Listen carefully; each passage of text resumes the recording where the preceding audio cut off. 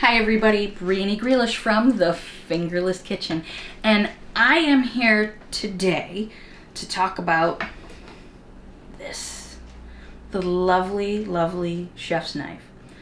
The kind of knife you need in about every kitchen. But we'll talk more about that need part, but this is pretty standard in a kitchen. This one happens to be my favorite, and it's really kind of a small one.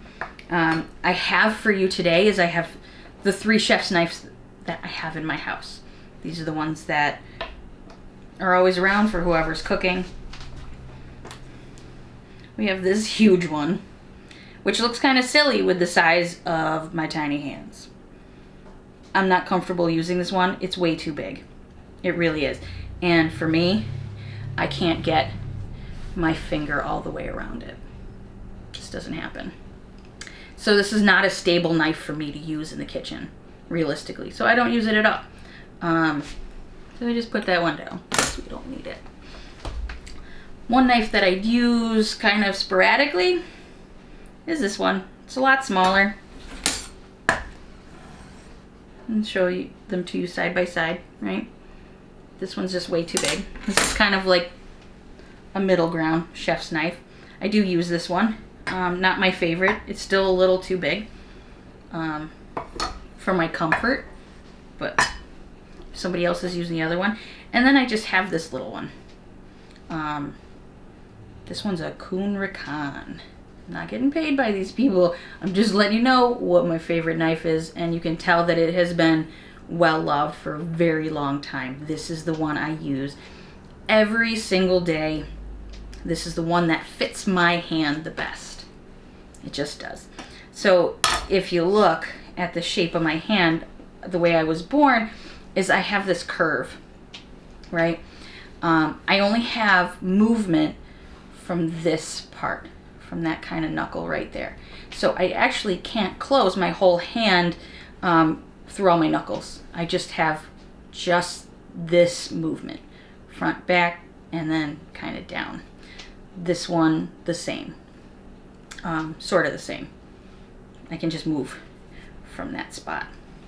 So I'm showing you that I don't have a lot of range of motion that I can do in my hands, but really what I'm trying to show you is I still use knives that you buy in the store because I found a way for me to use it.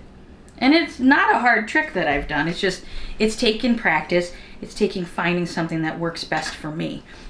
And so here's the thing with this knife that I really, really, really, really love, is that it's very deep here. Not only can I get my hand almost all the way around it, my knuckle sticks to the bottom. It doesn't get in the way. This one's not so bad. I'm closer to the board. But this knife, the way it's shaped, really I can hold this knife 2 ways. One, kind of more of a traditional, what you think of a traditional grip around the handle, right? And then I can, here, there, right? I just sliced that tomato. That's not too hard, right? Easy. Looks like I'm making a salad, right? The other way that I like to use this, and let's see, what am I gonna use? I'll use the cucumber, is that I grab it from the underside, okay? Traditional, come from the hands on the top. This time my hand is going on the bottom, so I can put it right into my finger, wrap around from underneath to the top, and then the knife rests right on top of my hand, okay? So more traditional way, coming at the top of it, right? My way, when I need to be more precise on a cut, I go from the bottom and rest it on my hand. And because this is so deep, I can put my hand on the edge of the board and use the board for stability, and the knife goes almost all the way down, flush to the board. Now you're gonna see if I did this with this big one, do the same thing, you don't get that. It's off the board. It's gonna be hard to see. So if I wanted to use this with this big knife, I'd have to take my hand off the board to get it flush. and I'm right here on the edge, and that doesn't leave me any stability. It doesn't work. It's not safe. I dropped this knife on my foot, so I haven't actually done that, but it could happen. That's why I don't use that for that specific thing. But I can come at it from underneath, and now if I really want to, you know, let's see. Here's what we'll do. Let's find a way to cut this so I can show you what I'm talking about. There you go.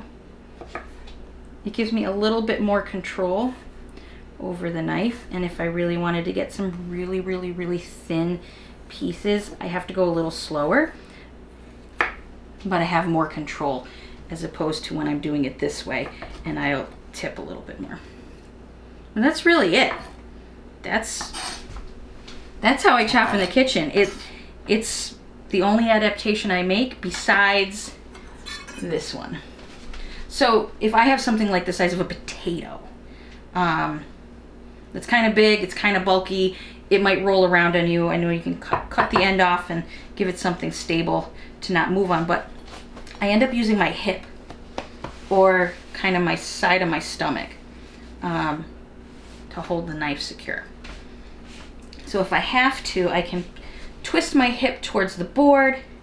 I can line up my vegetable or whatever else I'm cutting and stick the knife on my hip and press it against me, and then use my other finger to hold the knife steady and the palm to keep the vegetable from moving around.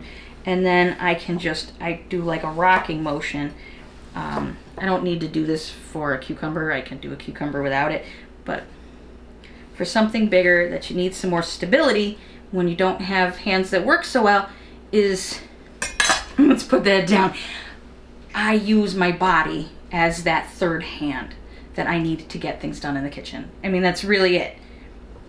Finding the knife that works for my hand, using my body for stability and support, and looking at things from a different way, right?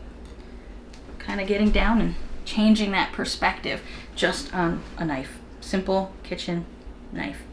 I think I'm gonna have to chop the rest of this up and make a tomato and cucumber salad because I've chopped a lot of stuff doing these videos. I just wanted to show you kind of what I do and why I don't use a really big knife. I mean, unless you want me to only have one finger and that's it, then, you know, maybe we use the big knife, but I'm not gonna go there.